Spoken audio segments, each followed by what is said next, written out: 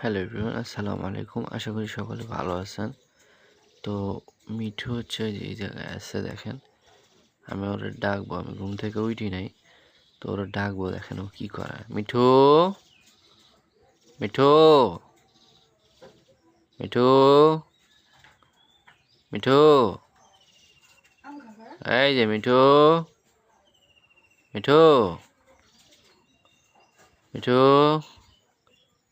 এইদিকে, এইদিকে, এইদিকে, কি করো তুমি? এইদিকে, হ্যাঁ, কি হয়েছে? দেখেন ওরা ডাকা মাত্র ছোটাছুটি করতেছে। এইদিকে মিঠু, কি করো তুমি? এই যে ওরা যখন ডাকবো ছুটাছুটি করবে খাঁচার ভিতরে।